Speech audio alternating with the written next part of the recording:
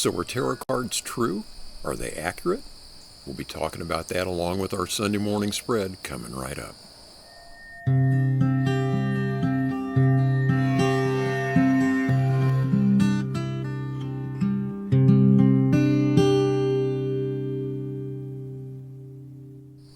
Well, hello again, friends. Kopi Dulu, Brian Noe with you from Cards of Light. Get your coffee ready. We're going to have our Sunday morning spread with our tarot card reading for the week of September 7th coming up in just a bit. But I wanted to talk this time as well about a question that comes up a lot about whether or not tarot cards are accurate, whether they can give us truthful information, whether they're just kind of an amusing pastime. So we'll be talking about that just in a moment. For starters, if you would please like this video, that would be much appreciated. And if you're new here, please subscribe to the channel so you will get all of our content as soon as it comes out. Okay, let's get to this question. So there, in my mind at least, is no question that the tarot cards can give us a great deal of insight and guidance for spiritual growth, for our well-being, for our self-development and all of that. And if you watch my video from a couple weeks ago, you can see that my life is a living testimony to that fact. No question at all that they are used for those purposes and can be very, very useful for those purposes. But much of the time when people come for a tarot reading, they're looking for more mundane answers. They're looking for answers to questions about things like their job or their love life or a problem that they're trying to solve that has kind of more immediacy and is less about gaining insights into ourselves and our lives and the big picture than it is about kind of an immediate question or problem that they're trying to solve. So, can the cards really give us answers to questions like these? There is very, very little scientific evidence on this. We do know from studies that have happened that are pretty well documented that people report that they feel more clarity generally after a tarot reading and that it is helpful to them in some way. But the very few scant scientific studies that have been done on the accuracy of tarot card predictions and that sort of thing would seem to indicate that they really don't do a better job with that than could be explained by chance or coincidence. Now, we need to be clear, too, that there's not a lot of study being done along these lines. And part of this is because it is difficult to create experiments that can study that question in a way that gives you any kind of meaningful or accurate information. So, not a lot of research, not an easy thing to study, and evidence is not there that these cards can answer yes or no questions really well. In fact, I often tell people that I don't use pieces of cardboard to tell them whether or not they should buy a certain stock or whether or not they're going to get a particular job or whether or not they have a brain tumor, whether or not their lover is cheating on them, that sort of thing. I don't think that the answers that we're likely to get most of the time from tarot cards or other means of kind of divination or whatever on questions like that, I don't think the information we're going to get is really valuable or useful most of the time. Maybe some exceptions to that. And a lot of that may have to do with the skill and insight of the practitioner. I do think, though, that the cards can give us a lot of valuable information in other ways. So they're not a substitute for medical advice. They're not a substitute for legal counsel or for good common sense and that sort of thing. But what they can do is give us insight into our own values, and they can also kind of raise information up into our awareness that we might not otherwise see when we're making significant decisions. So here's how I would compare it. Let's say that you were heading out to somewhere, going to an event or something like that that's maybe an hour or so from where you live, and not on a route that you travel a lot. If you wanted to, you could flip a coin and say, hey, am I going to make it to this event on time or not? The information that you get from that exercise, most of the time I think is not going to be hugely useful to you. But if you were to look at what's the weather going to be, has my vehicle been serviced recently and everything is working well with it, what is the most efficient route to get there? What are the traffic patterns? Is there any road construction going on? Those sorts of questions about that journey and what you are likely to encounter on that journey could be really useful information to have. And I think that is the information that we get from the tarot cards that can be really useful. It's less about yes or no, should I or shouldn't I, and more about things that are resting in your consciousness, but not at the level of your awareness most of the time. We really haven't gotten it up into our field of vision. And the cards have an uncanny way of doing that.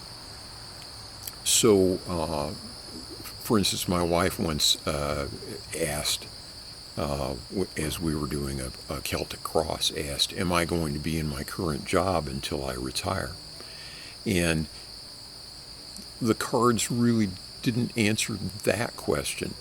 But during that session, we got a lot of information that I think was useful to her in making decisions about kind of how to proceed, whether or not she needed to begin to kind of look for other opportunities. Things about her satisfaction in that job. Things about the relationships and the skills and the credentials and things that she had gained during her time at that job that were really valuable to her. And ultimately she did leave that job. She's in a job now that she's much more satisfied with. I don't know if the tarot cards had a lot to do with that, but that's the kind of information that they can provide us. And I've seen this happen a lot, where people will come in with a question about, I'm thinking about this change for work. A lot of times it's career, it's love, those sorts of questions come up. Sometimes people will just say, I just kind of have never had a tarot reading and I'd like to see how it goes. And in those sessions, a lot of times, some really, really deep stuff will come up that people just weren't expecting at all. But the information that does come up has a lot more to do with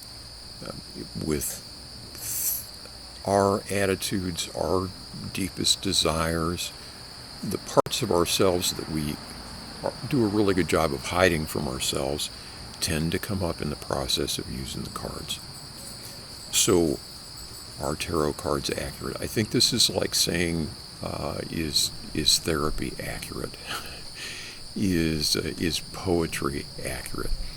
The question kind of itself doesn't make sense. I think it's better to ask, can these cards help us in our lives? And I think that the answer to that is a resounding yes. I'm going to link to a couple of things. One is a video that I did some time ago about how to choose a tarot reader if you've never had a reading, and that's got some information about what I think the cards do best in it as well. So I'll link to that. And I'm also going to link to an older blog post that I wrote addressing the question of whether or not tarot cards can predict the future. So I would just recommend those to you. They will be in the description box for this video. You can check them out if you'd like. And as always, I'd like to hear what you think about this subject, your experiences with it, your other questions that you may have, your insights about all this would be much appreciated. You can either leave comments here or visit the weblog at atarotjourney.com and get my contact information there. And before the neighbor's more gets any louder, let's go to the table for our tarot card reading for the week. Okay, let's see what the cards have in store for us for the week. We have got 2 majors and 2 court cards this time around. In the physical dimension of life, we have Fortune. In the social emotional, we have the Knight of Wands. In the mental dimension, we have the Tower. And in the spiritual dimension, we have the Knight of Swords. And so lots of interesting energy, lots of very powerful energy kind of in the cards for this week to come. Let's take these one at a time. The Fortune card we're very familiar. If you've been watching these videos at all so far in 2025, we have seen this card over and over and over. And this card usually represents good luck or good fortune when it turns up in a reading. At least that's the tradition. Coming in the physical dimension, I think of this card as the card of everything changing, but we're holding to the center there. Everything in the material world goes around and around and around, and our ability to cope with all of that depends on us finding that still point that is deep within us and that represents the ultimate in truth and light and goodness that is our true nature. And so in the physical dimension, I would say that this card, particularly coupled with this Tower showing up in the same reading here, I would say that this card is saying we're going to be looking at some pretty significant changes maybe this week in very concrete matters, in either in the physical dimension of our lives in terms of our health or our finances or our physical environment, those sorts of very solid aspects of our lives and our experiences, or in things that are of apparent substance, things that seem to be very, very real and very immediate and very near term. And so although this card normally is a pretty auspicious card when it turns up in a reading, and it could mean changes for the better in any of those aspects of our life, I would say very, very important, and I'm getting a strong kind of intuitive hit here. It's going to be really important to hold on to that center this week. So, for instance, the way this could play out, if this is financial matters and we see something changing suddenly that may look like a boon of some sort, that may look like a real change in maybe a real positive change in our finances or something like that, we need to make sure that we only trust that if it also corresponds with our deepest values and our deepest sense of what is right and wrong and who we are and all of that sort of thing. It doesn't mean we should necessarily look a gift horse in the mouth, but I would just make sure, for instance, if we had something come along that looks like an opportunity that is just too good to pass up, but in some way kind of doesn't correspond with our deepest values, then we may want to take a second look at that this week. So that's the way I would see this one playing out. If this is resonating with you somehow, get in touch and we can discuss it further.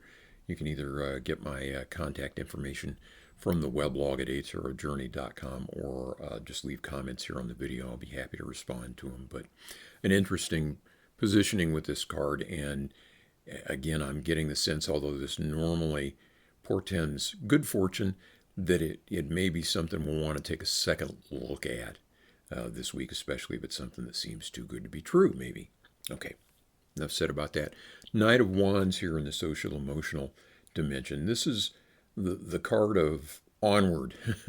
The charge, that is the energy of this card. This is fire of fire. And so in the social emotional dimension of our lives, if this is either a relationship that we've been kind of hesitant to move forward with, or if I'm getting kind of a feeling that it is about something more than just like a one-on-one relationship or a romantic relationship, but maybe about some sort of community involvement or community project. I think this is a signal to move forward if we're hesitant. So if we're kind of and I am this way sometimes. I don't like to get out of my house much, even when there are things going on in the community that I know would be maybe good to be a part of. Sometimes I'm hesitant and lazy. And I think the message in this card for this week to come is don't yield to that. Put yourself out there, get out there, take part in things, move forward, onward, charge, all of that. Okay, up in the mental dimension, we have the Tower.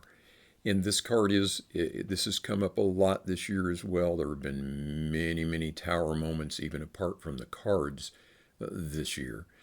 And it is a card of topsy-turvy, everything getting thrown suddenly up into the air and into disarray. Coming in the mental dimension, this represents a sudden confusion, maybe about things that we were feeling fairly certain about.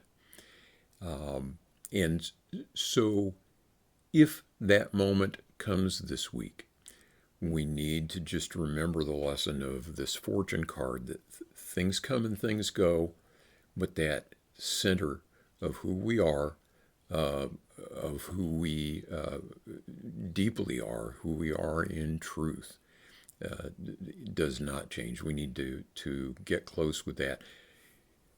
With this kind of stuff happening in the mental dimension, more important than ever to spend some time in quiet, spend some time in meditation this week. And that will help us cope with whatever this disarray is. And again, if this turns out to be you, if this is resonating with you, or if this is your experience as the week wears on, I would love to hear from you and see how things turn out. So best of luck. Okay, and then up here in the spiritual dimension, we have the Knight of Swords. And this card, for me, is the message is seize the day, but don't be a jerk. So there is a tendency, knights are the cards of action. There is a tendency with all of these knights in the court cards to maybe be a little bit hasty sometimes. And this swords card, this is fire of air. So swords being the suit of the air, and knights being the rank of fire. So think of this as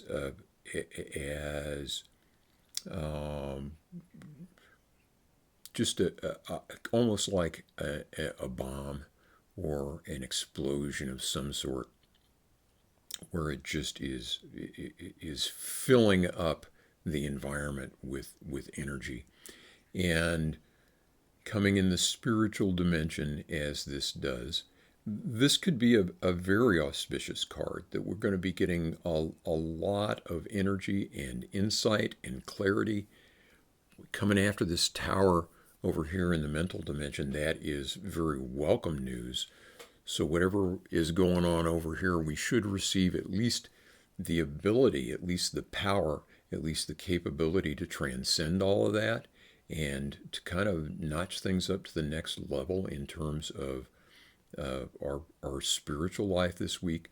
And when we say spiritual, we're talking about the dimension of our lives where we recognize that we are not just our bodies, that we are not just our thoughts, we are not just the things that we do and the things that we experience, but that there is something deeper than that within us that is the silent witness to all of that stuff. And so it looks like we may be getting a closer realization to that in some form this week. Overall, though, the message of these cards is, I would say the big, strong signal to us is that we need to spend some time getting quiet this week, getting our minds still, and getting in touch with that deepest part of us that knows who we are and knows what we're doing here. And best way to do that, I think, is meditation, but some sort of spiritual practice, regular practice this week, and especially one that gets us calm and quiet, is really indicated. That's the way I would see these, and I'd love to hear what you think. Hey, thanks for joining me again this week for our Sunday morning spread. Please do keep in touch. Leave comments here with the video or visit the weblog at atarotjourney.com to find my contact information. We'll be back again next week, and in the meantime, as always, I wish you peace. Take care.